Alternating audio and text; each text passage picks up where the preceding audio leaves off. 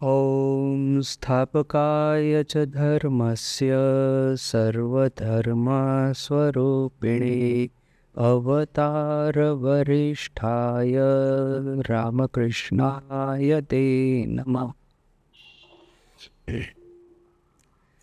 तो कल हमने देखा कि किस तरह से ठाकुर केशव सेन के साथ में गंगा पर भ्रमण करने के लिए जहाज में विराजित होकर के वो कलकत्ता की ओर जा रहे हैं।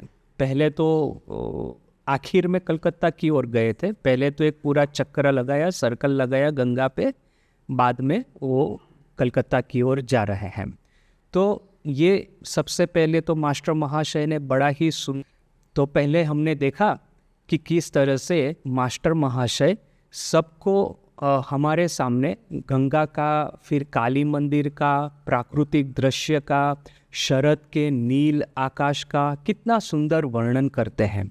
फिर इसी वर्णन के साथ में आखिर में वो वार्तालाप ठाकुर के साथ में प्रारंभ होता है। ठाकुर को कहा जाता है, ब्रह्मो समाजी जो थे इन्होंने ठाकुर को कहा कि हम लोग पौहारी बाबा के वहाँ पे गए थे, वहाँ पे हमने आपका एक फोटोग्राफ देखा।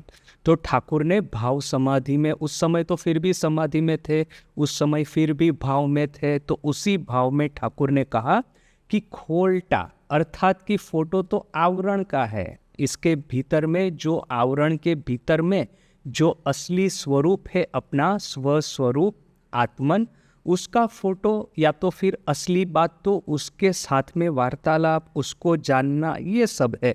बाह्य आवरण का फोटो लेके क्या करेंगे। किंतु साथ साथ में ही हमने देखा कि ठाकुर जितने ब्रह्म भाव में रहते थे उतने प्रैक्टिकल भी है।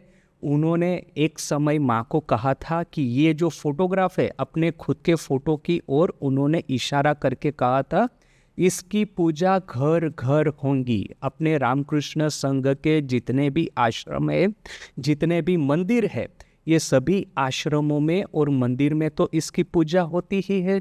किंतु साथ में ही देखिए कि बहुत सारे भक्त हैं हमारे जिनके घर पे इसी फोटो की पूजा होती है।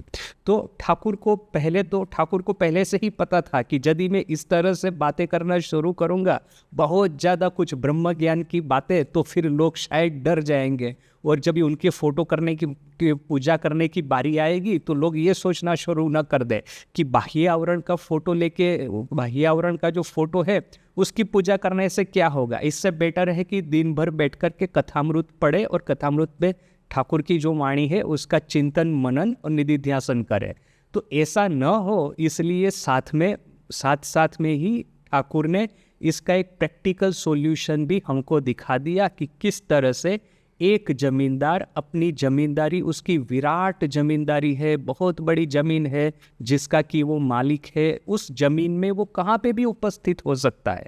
किंतु उसका यदि आपको मिलने के लिए जाना है, जमींदार को, आपको जमींदार के साथ में मुलाकात करनी है, यदि आपको जमींदार को मिलना है, तो आप कहीं किसी पेड़ के नीचे, न कि किसी तालाब के किनारे, न कि किसी गेट के पास में, वहाँ तक आप नहीं जाएंगे। जमींदारी के भीतर में, उसकी ज़मीन के ऊपर में उसने जो एक अपना मकान बनाया है, उसके भीतर में आप जाकर के उसके साथ में आप बात करेंगे। क्योंकि आपको पता है कि जमींदार उस अपने खुद के घर में रहने की संभावना, उसके बैठक खाने में रहने की संभावना सबसे ज़्यादा है। तो यहाँ पे ठाकुर कहते हैं भक्त का हृदय है वो है भगवान का बैठक खाना, भगवान का घर। भगवान इस पूरे जगत में बहुत सारी जगह पे हो सकते हैं।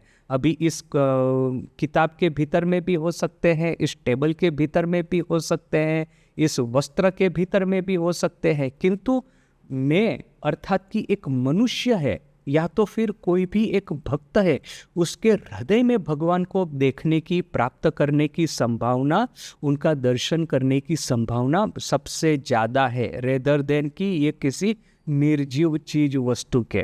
तो यहाँ पे ठाकुर ने अपना फोटो पूजा हो, साथ साथ में ही इसका भी प्रावधान पहले से ही कर दिया है। तो अभी थोड़ा सा आगे पढ़ते हैं। मास्टर महाशय लिखते हैं, ज्ञानीरा जाके ब्रह्म बोले, जोगीरा ताके ही आत्मा बोले। ज्ञानी लोग जिसको ब्रह्म कहते हैं, योगी लोग उसी को आत्मा कहते हैं। आर भक्तेरा ताके ही भगवान बोले, और भक्त उन्हीं को भगवान कहते हैं। देखिए कि हिंदू परंपरा में, भारतीय परंपरा में जो विभिन्न तरह की स्कूल्स ऑफ थॉट्स है, डिफरेंट डिफरेंट जो फिलोसॉफीज है, जो षड दर्शन है, या तो फिर कहेंगे विभिन्न दर्शन शास्त्र है। इसी दर्शन शास्त्र में पहले तो एक समय था कि ऐसा होता था, यदि आप ईश्वर को भगवान को एक व्यक्ति मान करके पूजा करते, एक अवतार के रूप में, जैसे कि मैं भगवान कृष्ण का भक्त हूँ, मैं भगवान कृष्ण की आराधना करता हूँ, पूजा करता हूँ। कोई शैव है तो भगवान शिव की पूजा करता है, तो कोई रामायित है, भगवान राम की पूजा करता है, तो कोई वेदांतीन है, वो फिर ब्रह्म साक्षात्कार या आत्मसंस्थ होने का प्रयास करता है। तो ये सब विभिन्न स्कूलों में एक समय था, बहुत पुराने समय में, जबकि डिफरेंस ऑफ ओपिनियन हुआ करता था, इनके भीतर में बीच बीच में झगड़ा भी होता था। किंतु यहाँ पे एक बात याद रखने की आवश्यकता है कि हमारे हिंदू धर्म के भीतर में, या तो फिर भारतीय परंपरा में, यदि माने सिर्फ ये बात नहीं है कि सिर्फ हिंदू में, यदि इवन भारत में जितने भी धर्म प्रकट हुए हैं, वो हिंदू हो, न कि जैन हो, न कि बौद्ध हो, इन सभी के भीतर में कभी भी झगड़ा मारामारी नहीं हुआ है इस बात को लेकर के कि मैं इस प्रकार के भगवान की पूजा करता हूँ, तुम भिन्न प्रकार के भगवान की पूजा करते हो, तो चलो हम दोनों आपस में युद्ध करते हैं, देखते हैं कि किसका भगवान ज़्यादा शक्तिशाली है, किसका भगवान ज़्यादा बलवान है। जिसका भगवान ज़्यादा बलवान होगा वो जीतेगा, और जो हार जाएगा उसका भगवान कमज़ोर है, अर्थात कि उसकी पूजा बंद कर दो और जीते हुए लोगों की भगवान की पूजा प्रारंभ कर दो। ऐसा भारत में बड़ा रेयर हुआ है, नहीं हुआ होगा ऐसा नहीं है, किंतु बड़ा ही रेयर ऐसा सब हुआ होगा। तो ये हो गई भारत की बात। किंतु आप विदेश में देखिए कि विदेश में खास करके क्रिश्चियनिटी के जो विभिन्न पंथ थे, इन लोगों के भीतर में कितनी मारकाट हुई, कितना खूना मरकी हुआ, और विजेता जो है हमेशा अपना मत जो हारे हुए लोगों के ऊपर में उपस्थापित करने का प्रयास करता था। और सिर्फ ये क्रिश्चियनिटी के भीतर के सब विभिन्न स्कूल्स ऑफ थॉट्स की बात नहीं है, वहाँ पे जितने भी धर्म थे उन सभी धर्मों में बार बार युद्ध हुआ है, इस तरह से झगड़ा हुआ है अपने खुद के देवता की महत्ता स्थापित करने के लिए। तो यहाँ पे भारत में ये उदार दृष्टि जो है, स्वामी जी ने एक बार एक बहुत सुंदर बात कही है कि धर्म में जो उदारता है वो भारत में देखने को मिलती है, और सामाजिक उदारता जो है वो विदेश में देखने को मिलती है। अर्थात कि देखिए कि धर्म में आपका मत जितना भी हो, कोई भी हो, कोई आपको ये आपके साथ में झगड़ा करने के लिए कि या तो फिर आपके साथ में आपका तिरस्कार करने के लिए नहीं आएगा। ऐसा बहुत घरों में होता है कि पति यदि भगवान शिव का उपासक है तो पत्नी हो सकती है कि वैष्णव है, भगवान कृष्ण की उपासक है, या तो फिर पति यदि जैन भी है तो पत्नी हिंदू हो सकती है। तो इस तरह से विभिन्न धर्मों में एक ही परिवार में शांति से रहने की हमारी भारतीय उदार परंपरा चली आई है।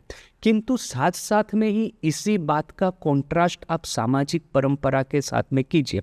खास करके ये विदेशी आक्रमण प्रारंभ हुए तब से लेकर के हमारे समाज की बचाव के लिए हमने समाज को एक बहुत ही कहेंगे कि अंध प्रकार के, बहुत ही रिस्ट्रिक्टेड ऑर्थोडॉक्स प्रकार के नियमों में हमने बांध दिया। ये जो जाति और ज्ञाति प्रथा थी वो पहले वंशानुगत नहीं थी, वो पहले कर्मानुगत थी।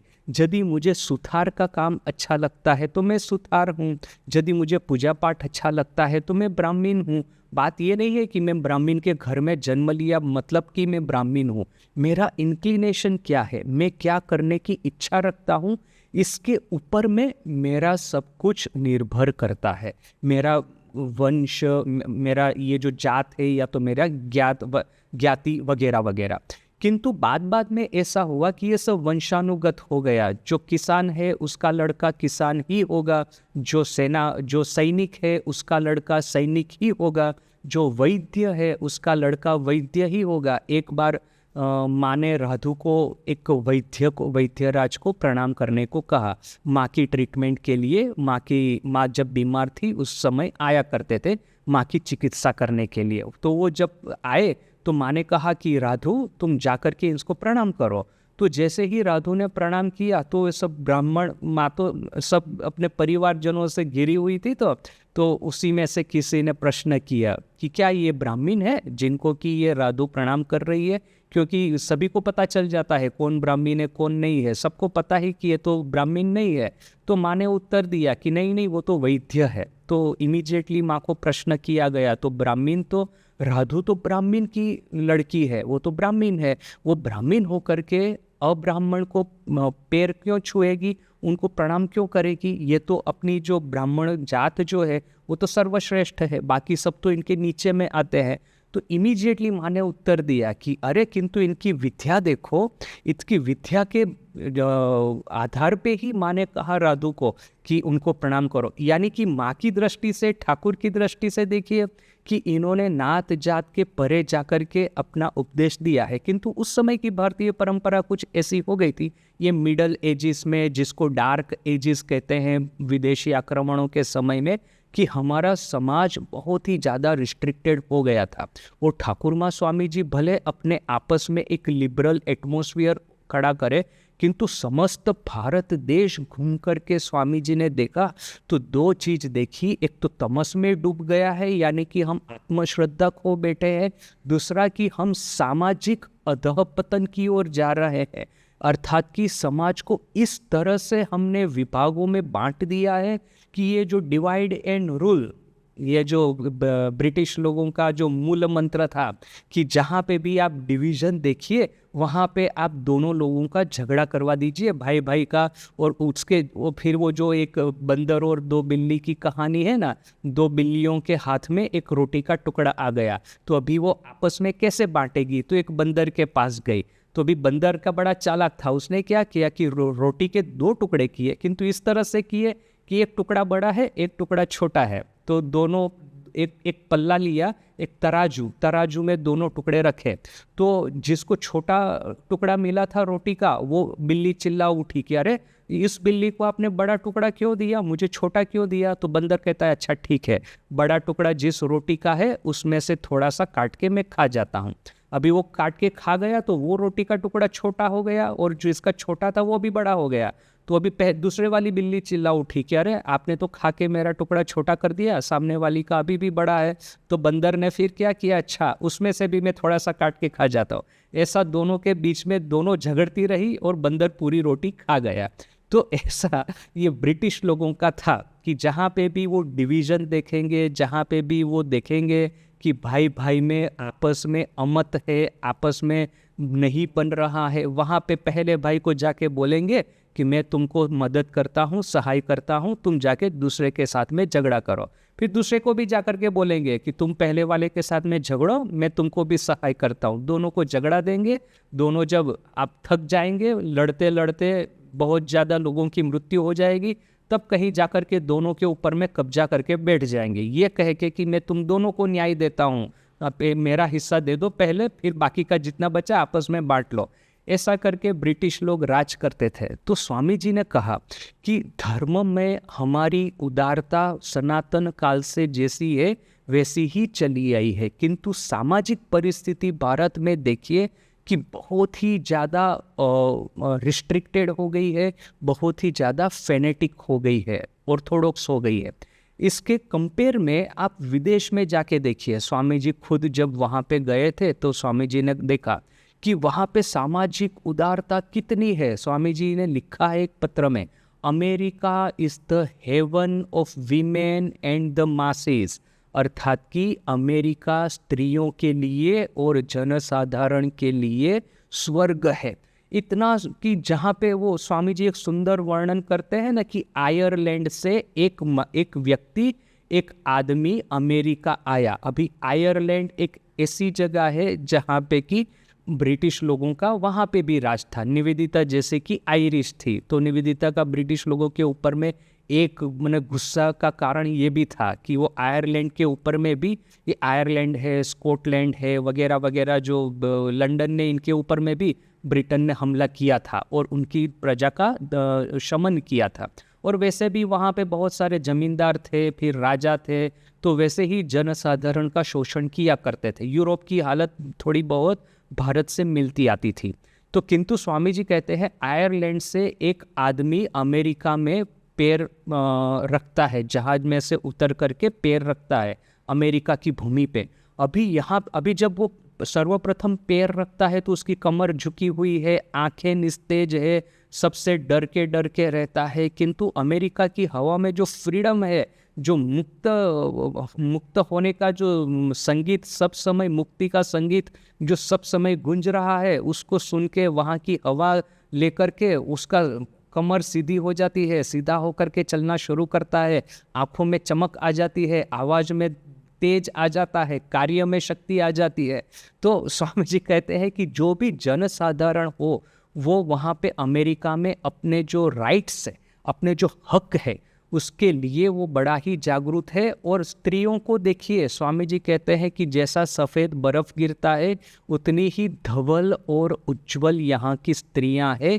इनका चरित्र भी इतना उज्जवल है और किसी भी जो कि समस्या में आए हुए व्यक्ति को मदद करने के लिए कितनी तत्पर रहती है। जैसे कि स्वामी जी को ही मिसिस हेल ने अपने घर में बुला करके पनाह दी, वरना कभी आप सोच सकते हैं भारत में कि कोई फ़कीर रास्ते से जा रहा है, उसको अपने घर में ला करके बिठाया, उनको खाने को दिया, रहने को दिया, खास करके जब उनके घर में 4 जवान लड़कियां रह रही थी ऐसी परिस्थिति में। तो देखिए कि, और स्वामी जी ये भी कहते हैं जितने भी सामाजिक फंक्शन है, जितने भी सामाजिक सोशल एक्टिविटीज़ है, सभी चीज़ों में स्त्रियां ही सबसे आगे कदम कर रखती है, क्योंकि पुरुष लोग तो पैसा कमाने में, उसी चीज़ों में सब समय वो पूरे मग्न रहते हैं, उसके बाहर आकर के उनके पास में समय ही नहीं रहता। जो भी सामाजिक कार्य है, जो भी सोशल एक्टिविटी है, धर्म जो है, उसमें सब स्त्रियां ही सबसे ज़्यादा हिस्सा लेती है। तो वो जो भारत और ये जो अमेरिका,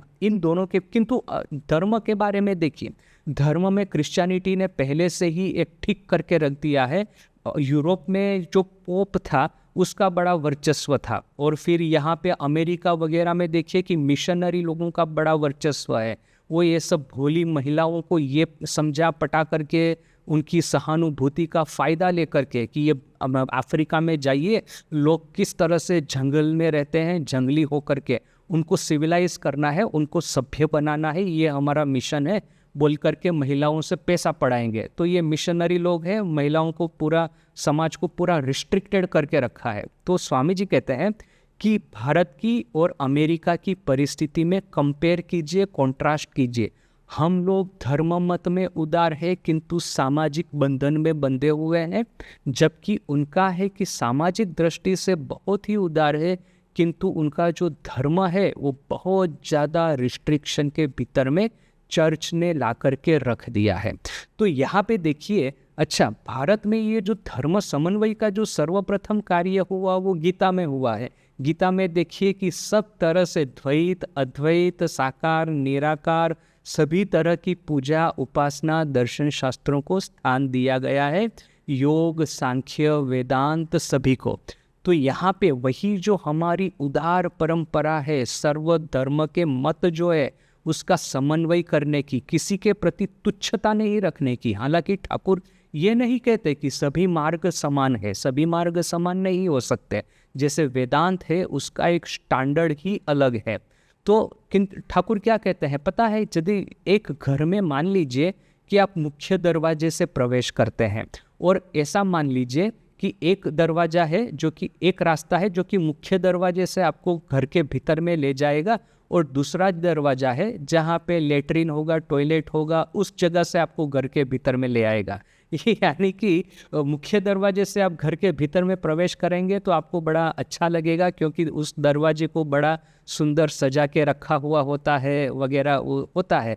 और जो पीछे से आने वाला दरवाज़ा है घर के भीतर में प्रवेश करने का, वो इतना सुंदर स्वच्छ शायद नहीं होगा। तो दरवाजे किंतु दोनों आपको घर के भीतर में ले जाएंगे। बस वही बात है कि कोई दरवाज़ा जो है हमारे मन को ज़्यादा अनुकूल होता है और कोई दरवाज़ा से जाने का रास्ता हमारे लिए शायद प्रतिकूल हो सकता है। तो ये अनुकूलता और प्रतिकूलता के अनुसार हमको अपना अपना रास्ता खोजना है। किंतु ये जो समन्वय है, वो समन्वय ठाकुर ने देखिए कि एक ही सेंटेंस में कितने सुंदर रूप से किया है। ज्ञानी जिनको ब्रह्म कहते हैं, योगी जिनको आत्मा कहते हैं और भक्त जिनको भगवान कहते हैं, ये एक ही है। हालांकि ये एक शब्द ठाकुर ने नहीं यूज़ किया है, ये मैं कह रहा हूँ। इसकी पहले वाली जो बात थी कि भक्त का हृदय जो भगवान का बैठक खाना है, तो भगवान की डेफिनेशन, भगवान का डिस्क्रिप्शन ठाकुर इस तरह से दे रहे हैं। भगवान कौन? तो वही भगवान जिनको कि ज्ञानी ब्रह्म कहते हैं, योगी जिनको कि आत्मा कहते हैं और भक्त जिनको भगवान या ईश्वर कहते हैं, वही भक्त के हृदय में विराजमान है। एक ही ब्राह्मण, ठाकुर आगे कहते हैं, एक ही ब्राह्मण है, जोखोन पूजा करे तार नाम पुजारी। वो ब्राह्मण एक ही है, किंतु जब वो पूजा करता है तो उनको हम पुजारी कहते हैं, उसके रोल के अनुसार, उसके कार्य के अनुसार। जखोन रांधे तखन रांधुनी बामुन, जब वो खाना बनाता है तब उसको रांधुनी बामुन, बामुन अर्थात की ब्राह्मण, रांधुनी अर्थात की जो रांधता है, जो खाना बनाता है। ये बंगाली शब्द है। जो ब्राह्मण जब खाना बनाता है उसको हम इंग्लिश में कहेंगे कुक।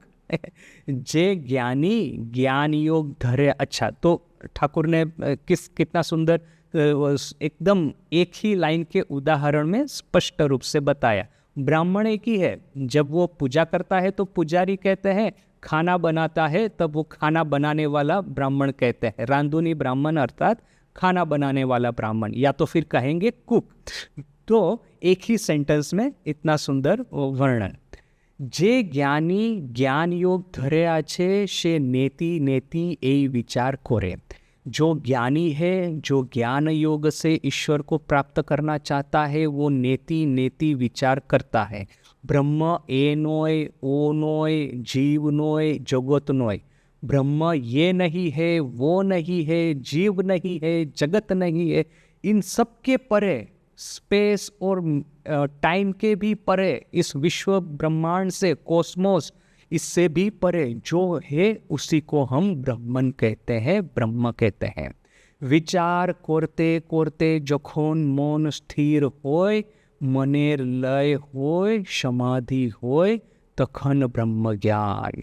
मैं जब विचार करता हूँ, आँख बंद करके बैठता हूँ, तो सब तरह की कल्पनाएं, सब तरह के विचार, सब तरह की इच्छाएं मेरे मन में उद्भव होती रहती है। किसी ने मुझे अब मेरा अपमान कर दिया, किसी के साथ में मेरा झगड़ा हो गया, मुझे कोई पार्टिकुलर चीज़ खाने की, कोई खास एक वानगी खाने की बहुत इच्छा हो गई है, कोई किताब पढ़ने की बड़ी इच्छा हो गई है, किसी को मूवी देखने की इच्छा होती है, मुझे घूमने के लिए जाना है, किसी के साथ बात करना है। ये दुनिया भर के विचार मेरे मन में चलते ही रहेंगे, चलते ही रहेंगे। मैं विचार मार्ग का आश्रय लेकर के, ज्ञान योग का आश्रय लेकर के, एक के बाद एक सभी विचारों को काटता रहूँगा। कहूँगा कि ये रसगुल्ला खाने की इच्छा जो मेरे मन में प्रकट हुई है, ये इच्छा भी मैं नहीं हूँ, ये इच्छा के साथ में मेरा कोई संपर्क नहीं है। ये जगह पे जाने की, मेरी प्रवास करने की, मैं जब राजकोट से आ रहा था तो बहुत सारे साधु लोग मिलकर के अमरनाथ जा रहे थे। तो जब ही मेरे मन में इच्छा हो गई कि बस अभी बैठ कर के जब ध्यान करने की बजाय मुझे भी अमरनाथ जाना है। हालांकि तीर्थ दर्शन करना बड़ा अच्छा है, तो मैं तो सिर्फ एक उदाहरण के रूप में कह रहा हूँ। अभी रिसेंट उदाहरण है तो याद आ गया कि अमरनाथ जाने की इच्छा जिसके मन में उद्भव हुई है, वो मैं नहीं हूँ। वो सिर्फ एक माया से बना हुआ जीव मात्र है, जिसका जन्म है, मृत्यु है, जरा है, व्याधि है, जिसको कि एंटरटेनमेंट चाहिए, जिसको कि सुख उपभोग चाहिए, किंतु मैं वो नहीं हूँ। जरा मृत्यु जन्म मृत्यु जन्म मृत्यु जरा व्याधि, एंटरटेनमेंट न कि झगड़ा, न कि ये सबसे परे जो आत्मन है वो मेरा सही स्वभाव है। यदि मेरे मन में वो बात उत्पन्न होती है कि अरे उसके साथ में मेरा झगड़ा हो गया, उसको तो मैं ये कर दूंगा वो कर दूंगा, ऐसा एक जो रिवेंज लेने का भाव आता है वो भी मेरे मन में नहीं आ रहा। जिसके मन में आ रहा है वो तो सिर्फ एक माया से बनी हुई पुतली का मात्र है। मैं ही तो उसका संचार करता हूँ, वो कहीं मुझे नहीं चलाती। वो गुजरात में दारूबंदी के वो जो पोस्टर लगे होते हैं बड़े बड़े, तो उसमें बड़ा एक सुंदर एक स्लोगन लिखा होता है, पहले तो आप बोतल को पीते हैं, बोतल अर्थात कि दारू का बोतल, वो शराब का बोतल, तो पहले तो आप बोतल को पीते हैं, बाद में बोतल आपको पीती है। अर्थात कि पहले तो आप बोतल में से शराब को पिएंगे, बाद में ये शराब आपको खा जाएगा, आपका तहस नहस कर देगा आपको। तो बड़ा सुंदर स्लोगन है। तो ये माया भी ऐसा है, हमको ये माया हमको कैसे कंट्रोल करेगी? मैं तो मायापति हूँ, माया का अधिपति हूँ, मैं तो माया के ऊपर में मेरा राजत्व होना चाहिए, नहीं कि मैं माया के वश में होना चाहूँ। तो ये चिंतन करना कि जो माया से बनी हुई मूर्ति है उसको तो ये सब सुख उपभोग झगड़ा ये सब करना है, मुझे नहीं करना, उसके साथ में मेरा कोई भी संपर्क नहीं है। वो सिर्फ एक और एक मात्र आभास मात्र है, मरीचिका जिसको कि कहते हैं मिराज। रण प्रदेश में जाएंगे तो आपको ऐसा लगेगा कि बस प्यास से आपकी छाती फट रही है, ऐसा लगेगा कि बस अभी मैं मर जाऊंगा धूप में और प्यास में। तभी आपको एकाएक दिखेगा कि सुंदर वो नारिकेल के वृक्ष है, वो कोकोनट ट्रीज है, पाम ट्रीज है बड़े सुंदर, और उसके नीचे में सुंदर सा एक तालाब है। तो आप दौड़े दौड़े जाएंगे, तालाब में डुबकी मारेंगे और ये जो कोकोनट ट्री है उसके ऊपर में से कोकोनट निकाल के खाएंगे उसको। किंतु जितना दौड़ेंगे उतना आप थकते जाएंगे और इतनी ही प्यास बढ़ती जाएगी। देखिए कि ये कैसा एक विचित्र माया है। माया एक ऐसी चीज है कि आपको सच्ची माने लिटरली आपको मृत्यु के मुख में डालेगी। जो लोग ये जो शराब की जिसको हैबिट हो गई है पीने की, स्मोकिंग की हैबिट हो गई है, इसको हैबिट को आप छोड़ाने का प्रयास करें ना, वे लोग बड़े वायलेंट हो जाते हैं। बहुत पहले मैंने एक दो वीडियो ऐसे देखे थे जिनको अमेरिका के थे कि ड्रग्स की जिसको हैबिट हो गई है उसको कि रिहेबिलिटेशन सेंटर में लेके जाते हैं और वहाँ पे पेडेड एक जेल का कमरा जैसा होता है। पेडेड अर्थात कि दीवार है, जमीन है, छत है, उसके ऊपर में बड़े बड़े गद्दे बिछा देते हैं। उसके बाद में उस कमरे में जो ड्रग्स का वो जो ये है उसको वो पुर देते हैं, उसको उसके भीतर में बंद कर देते हैं, बंदी बना देते हैं। अभी जैसे ही ड्रग्स लेने की वासना उसके सर पे सवार होती है तो वो अपने को रोक नहीं पाता। फिर वो क्या करेगा, जोर जोर से जमीन के ऊपर में, दीवार के ऊपर में अपना सर पटकेगा, क्योंकि वो जो ये है उसकी जो एडिक्शन की जो लत है इतनी पावरफुल हो गई है कि यदि वो ड्रग्स उसको मिलेगी नहीं तो वो पागल हो जाएगा। तो ऐसा कितने दिनों तक चलेगा? दीवार के ऊपर में सर पटकेगा, जमीन के ऊपर में सर पटकेगा, क्योंकि सहन नहीं कर पा रहा है। इसीलिए वो उसके ऊपर में गद्दा बिछा देते हैं जिसके कि उसको ज़्यादा हानि ना हो। कुछ महीने ऐसे जाएंगे तो धीरे धीरे करके ये एडिक्शन का जोर जो है, ये लत का जो प्रभाव है वो कम होगा और फिर उसको ये लोग कमरे में से बाहर निकालेंगे और सामान्य उसको कार्य करने देंगे। तो ये माया ऐसी है कि ऐसा आप एडिक्शन आपको लगा देती है कि एडिक्शन फिर ये चक्रवृद्धि व्याज की तरह बढ़ता रहेगा, आपको पूरा आपका गला दबा करके आपका पूरा रस निकाल लेगा, पूरा जो जीवन है उसको ये खत्म कर देगा। तो जैसे कि मरुभूमि में, डेजर्ट में आप जैसा जितना दौड़ेंगे उतना थक जाएंगे। यदि मान लीजिए कि यदि आपको ये मिराज या तो ये माया जाल नहीं दिखी होती कि हाँ ये तालाब है, उसके ऊपर में ये कोकोनट के वृक्ष है, ये यदि आपको नहीं दिखे होते तो आप थक गए हैं, प्यास के मारे परेशान हो गए, किंतु धीरे धीरे अपने गंतव्य स्थान की ओर, अपने जहाँ पे आपको जाना है, आपका डेस्टिनेशन जो है, धीरे धीरे आप चलते जाएंगे और हो सकता है आप पहुँच भी जाए। किंतु माया जो है वो माया आपको भ्रमित करके बिल्कुल उल्टे रास्ते पे ले जाएगी। आपका ये रास्ता है, आपको मरुभूमि में से, डेजर्ट में से जाना है, आपको जो गाइड होगा आपका उसने बता दिया होगा कि इस रास्ते से धीरे धीरे चलते जाइए, आप आराम से दूसरे शहर तक पहुंच जाएंगे। किंतु प्यास से जो भीतर में जो तृष्णा उत्पन्न होती है, बुद्धिज्म में, बौद्ध धर्म में वासना को कहते हैं तृष्णा। तृष्णा अर्थात कि एक भोग पिपासा, भोग का पान करने की इच्छा, इसको कहते हैं तृष्णा। तो यहाँ पे लिटरली आपकी जो तृष्णा है पानी पीने की वो इतनी स्ट्रॉन्ग हो जाती है कि अब दूसरी ही डायरेक्शन में आपको तालाब दिखा तो वहाँ पे आप दौड़ेंगे। पहले तो आपने अपना असली रास्ता भूल गए, दूसरा कि आप जितना दौड़ेंगे उतना थकेंगे, उतना ही प्यास बढ़ती जाएंगी, आखिर में आप थक करके एक जगह पे लेट जाएंगे।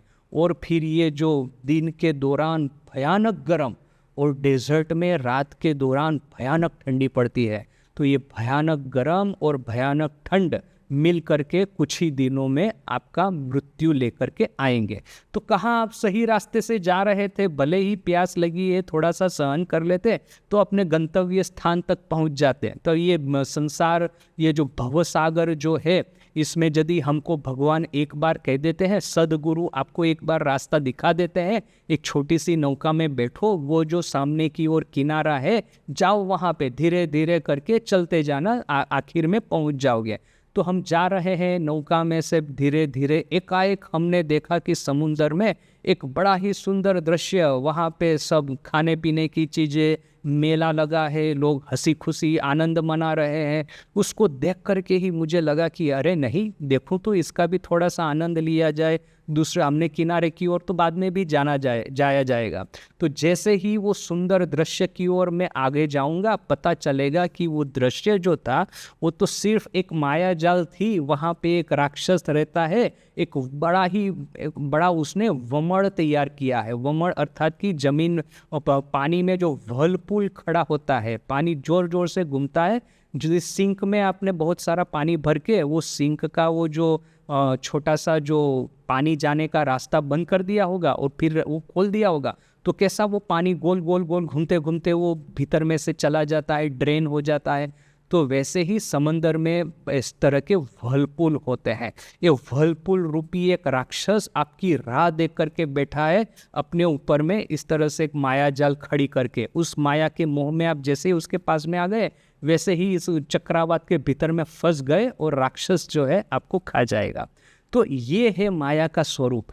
तो ठाकुर कहते हैं कि विचार करके करके ये सब कुछ, ये वासना और वासना को प्राप्त करने की इच्छा करने वाला ये मेरा जो छोटा सा अहम है, ये दोनों मैं नहीं हूँ। मैं जो हूँ इन सबसे परे अनंत अमर अजर आत्मन हूँ। ये चिंतन करते करते जब ये सब वासनाएं जो मैंने मरुभूमि में एक बार हमने ठीक कर लिया कि भले ही चाहे मुझे वो तालाब दिखता हो, भले ही चाहे मुझे कोकोनट के ट्री दिखते हो, ये जो इस भव समुंदर में हम जा रहे हैं तो भले ही बड़ा ही सुंदर दृश्य दिखता हो, मुझे पता है कि वहाँ पे जाकर के मृत्यु छोड़ करके और कुछ मिलने वाला नहीं।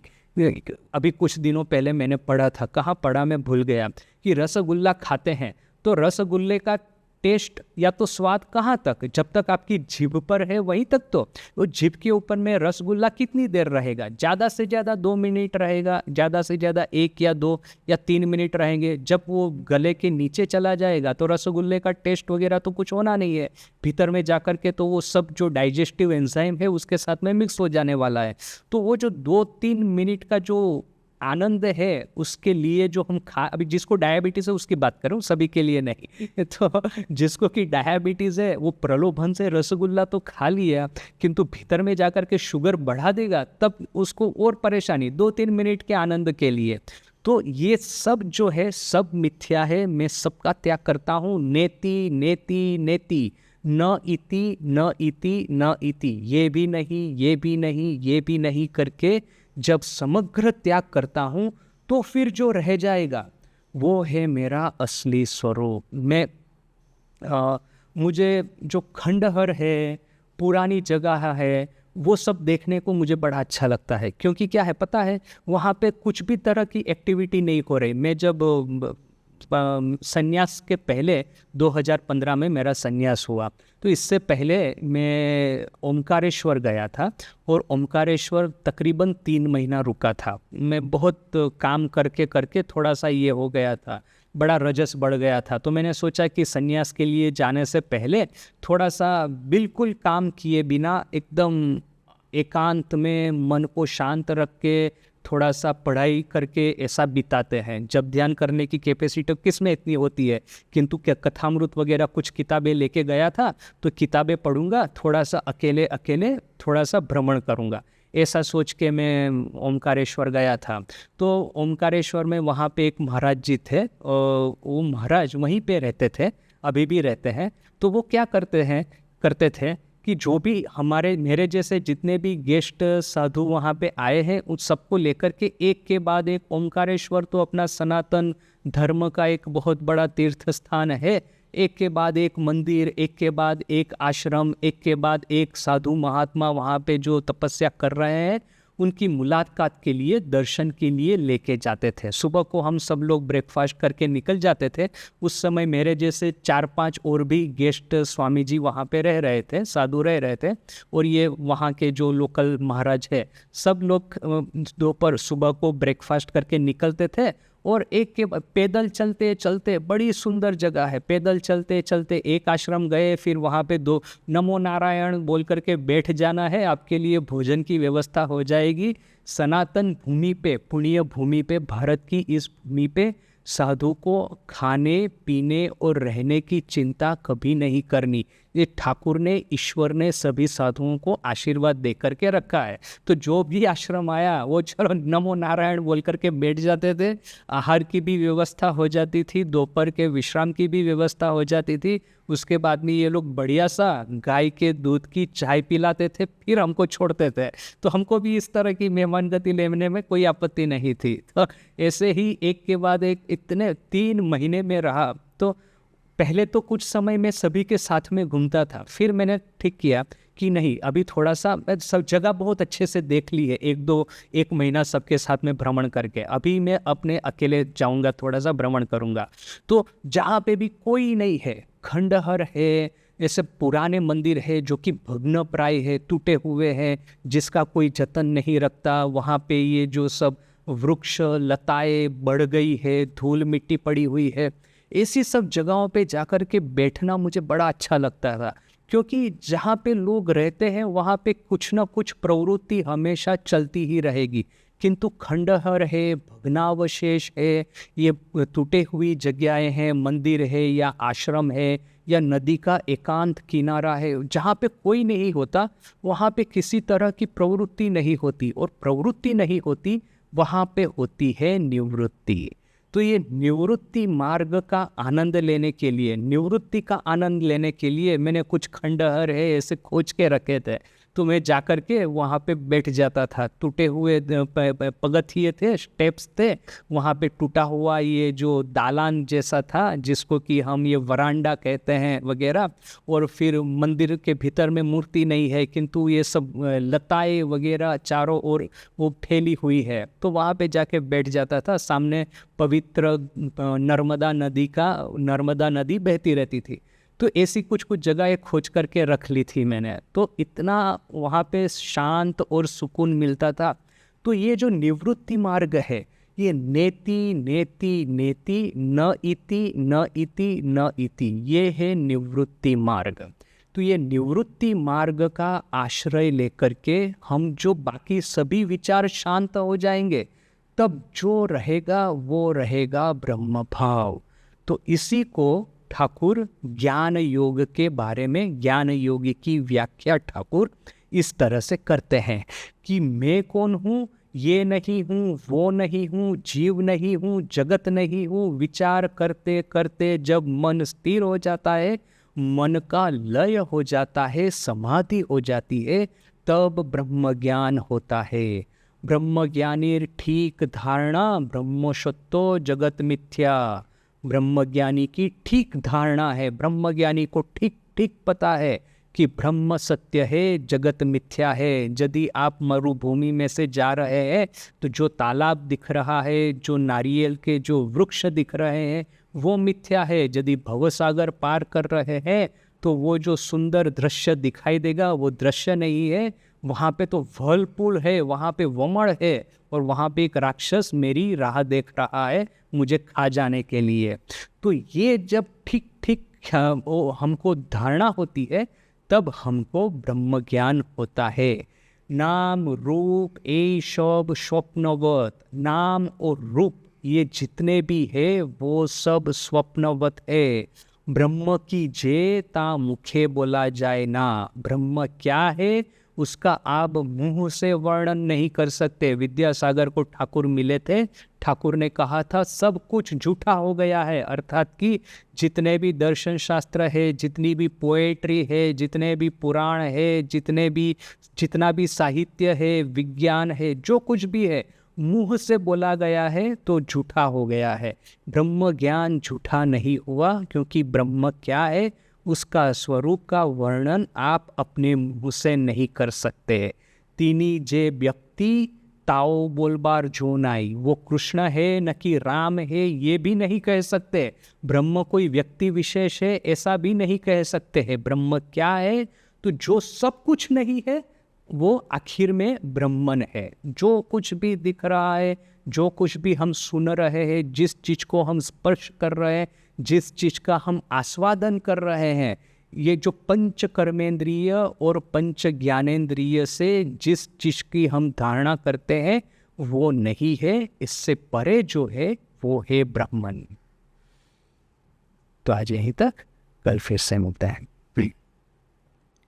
ओम शांति शांति शांति। हरि ओम तत्सत्। श्री कृष्णार्पणमस्तु। वो जो वर्ल्ड फेमस एग्जाम्पल है ना स्वामी जी का, रास्ते से जा रहा है एक आदमी बैठ करके वो हुक्का पी रहा है, तो स्वामी जी को बड़ी इच्छा हो गई, चिलम चिलम चिलम जिसको कहते हैं, तो चिलम फूंक रहा है। तो स्वामी जी उसके साथ में बैठ गए, अरे भाई मुझे भी थोड़ा दो, तो बड़ा संकुचित हो गया, बोला कि आप साधु है, मैं नीची जात का हूँ। तो स्वामी जी बोलते हैं अच्छा ठीक है ठीक है, फिर आगे चलने लगे। थोड़ा आगे जाके बोलते हैं अरे में ही यदि इतना ये जो संस्कार है उच्च जात नीच जात, मेरे में ही यदि इतना गहनता से इतने डीपली डूबा हुआ है तो आम लोगों की क्या बात। फिर जाकर के उसके साथ में बैठ गए, जोर जबरदस्ती वो चिलम खींच करके उसको फूंका। वो जो तुरानंद जी बार बार कहते थे कि मरबे साधु उड़बे छाई तबे साधुर गुण गाई। माने साधु जब मरेगा और उसकी चिता जला करके उसकी राख जब उड़ेगी तब साधु के गुणगान करेंगे, उससे पहले नहीं। और दूसरा कि ये जो आप कहते हैं ना कि फॉल फ्रॉम द ग्रेस, कि इतने सुंदर प्रवचन देते हैं किंतु उनके खुद के कार्यकलाप देखो तो हमको फिर ऐसा लगेगा कि ऐसा आदमी ऐसी बातें करता है तो क्या है ना, ये भी सनातन परंपरा है। भगवान कृष्ण भी कहते थे कि जो मैं कहता हूँ वो करो, जो मैं करता हूँ ऐसा मत करो वरना फंस जाओगे। एक्चुअली क्या है देखिए, इसके मैंने हम लोग इसको थोड़ा सा यदि सीरियसली स्टडी करें, किसी की निंदा नहीं करके, ये एक सीरियस मामला है। क्या है कि कर्म का जो प्रवाह है ना, हमको कब किस रास्ते से ले जाएगा हमको समझ में नहीं आ रहा है। कि आखिरी समय आ गया है, मान लीजिए कि इस तरह से सुंदर चिंतन करके, मनन करके, प्रवचन दे करके, तो जो आखिरी कामना वासनाएं हैं ना वो भी भगवान हमसे वो वर्कआउट करवा लेते हैं जिससे कि फिर से ना आना पड़े। इसका सबसे बड़ा उदाहरण है हमारे खुद के राजा महाराज स्वामी ब्रह्मानंद। तो ठाकुर के पास आते थे, हालांकि विवाहित थे किंतु ठाकुर के पास आकर के सन्यासी की तरह ही रहते थे। किंतु ठाकुर को ही पता था कि इसके मन में न थोड़ा सा एक बाकी रह गया है कामना का बीज, इसको यदि वर्कआउट नहीं करेंगे ना तो वो यदि यहाँ पे आएगा तो शायद भविष्य में कुछ प्रॉब्लम हो सकता है। तो ठाकुर ने ही उनको उनकी पत्नी के पास में भेज दिया। उनको एक संतान भी हुआ, संतान का नाम था फिर राहुल। और फिर वो संतान हुआ, फिर वो ठाकुर के पास में वापस आए। और राहुल का भी बड़ा ट्रेजिक स्टोरी है। राजा महाराज, उनकी पत्नी की और लड़के की, दोनों की बड़ी ट्रेजिक स्टोरी है। राजा महाराज जब वृंदावन में कुसुम सरोवर के किनारे बैठ कर के तपस्या कर रहे थे, उस समय न कि उसी कुछ समय में, जबकि राजा महाराज इसी तरह से भ्रमण कर रहे थे, प्रव्रज्या कर रहे थे, ठाकुर की महासमाधि के बाद में और स्वामी जी के अमेरिका से लौटने के पहले, वो जो पूरा तपस्या का जो पीरियड था, तो उस समय राजा महाराज की पत्नी का नाम था विश्वेश्वरी। तो विश्वेश्वरी को एकाएक एक दिन रात को सपना आया कि राजा महाराज की मृत्यु हो गई है। अभी उसने भी बड़ा तपस्यामय जीवन जिया था। जिस दिन राजा महाराज ने संन्यास ग्रहण किया और कह दिया कि तुम्हारे साथ में अभी मेरा कोई भी संपर्क नहीं है, विश्वेश्वरी भी बिल्कुल साध्वी तपस्वी की तरह बिस्तर पे सोना बंद करके ज़मीन पे सोती थी और खाने पीने में, आहार व्यवहार सभी में बड़ा ही संयम का पालन करती थी, बड़ी तपस्या करती थी वो भी। और जिस दिन उस रात को सपना आया कि राजा महाराज का देहांत हो गया है, दूसरे ही दिन उसने आत्महत्या कर ली। अभी ये तो उसके साथ में हुआ। राहुल जो था, राहुल जो बड़ा हुआ थोड़ा सा, वो सो लड़के जैसा ही था, 7-8 साल का शायद होगा, वराहनगर मठ में जाता था और सभी लोग उसको बड़ा ही प्रेम करते थे। राजा महाराज तो चले गए थे, किंतु निरंजन महाराज है वगैरह है, तो उसको बड़ा प्रेम करते थे। एक दिन किंतु क्या है ना कि बिना पिता और बिना माँ का बच्चा है, अनाथ बच्चा है, अभी दूसरों के घर में बड़ा हो रहा है, तो लोगों तो उसको निग्लेक्ट करेंगे। तो जब वरानगर मठ में आता था तो गुरु भाइयों को बड़ी दया आती थी कि ये तो राजा का लड़का है, मैंने हमारे खुद के राजा महाराज का, किंतु बेचारे को देखो सभी लोग निग्लेक्ट करते हैं, उसको मैंने अवहेलना करते हैं।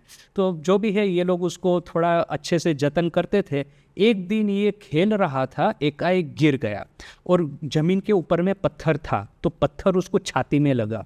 तो उससे जो चेस्ट में जो कॉम्प्लिकेशन स्टार्ट हुआ, हृदय में जो आघात हुआ, तो अभी ट्रीटमेंट भी चल रही है, नहीं चल रही, ऐसा ही छोटा सा लड़का है, बिल्कुल बेचारा 7-8 5-6 साल का ही होगा, तो खुद तो कुछ कर नहीं पाएगा, दूसरे लोग भी कुछ नहीं करेंगे उसके लिए, तो ऐसा ही निग्लेक्ट में ही उसका भी मृत्यु हो गया। तो राजा महाराज शायद उस समय वापस आ गए थे जब उसका मृत्यु हुआ था। कॉम्प्लिकेशंस चले थे, काफ़ी समय चले थे और बाद में उसका मृत्यु हुआ। तो राजा महाराज उसके मृत्यु के समय घर भी गए थे, बड़ा दुख भी हुआ था, किंतु चलिए कि आखिरी माया कट गई। तो ये जो साधक है, माँ का एक सेवक था, बड़ा ही निष्ठा से माँ की सेवा करता था।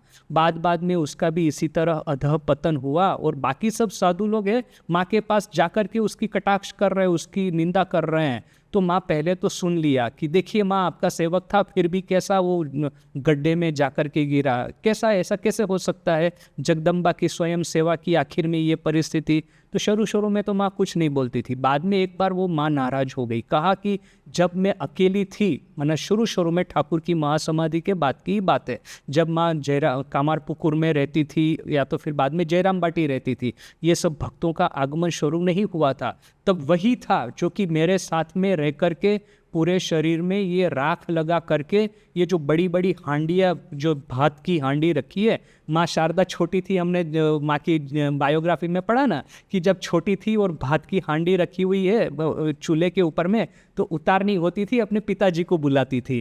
तो अभी भी माँ भी वो हांडी तो बड़ी भारी होती है ना, तो हांडी उतारने के लिए ये सब समय मेरे साथ में रह के मुझे सब प्रत्येक कार्य में इसने सहाय की है। तब तुम लोग कहाँ थे? तब तो इसी ने मेरी सेवा की है। जगदम्बा किसको किस रास्ते से आखिरी मुक्ति का मार्ग दिखाएगी, हमको समझ में आना कठिन है। इसलिए नो डाउट जिसके भीतर में बहुत स्ट्रॉन्ग वासना होती है, ये लोग निंदा के पात्र तो है ही है कि लोगों को भ्रमित करके आखिर में पीछे छुप के अपनी वासना का ये पोषण करते हैं, वो तो गलत ही है। किंतु जो जेन्युइन साधक है उसके साथ में भी ये भय रहता है कि कभी वो फिसल जाएगा। किंतु आखिर में देखिए कि ईश्वर उसका जो आखिरी कर्म होगा, आखिरी जन्म होगा, वो वर्कआउट करा करके फिर उसको ईश्वरीय मार्ग पे आगे ले जाएंगे। माने गहना कर्मणो गति ही, जैसे गीता में कहा है। समझना मुश्किल है कि किस रास्ते से हम ईश्वर के पास जाएंगे।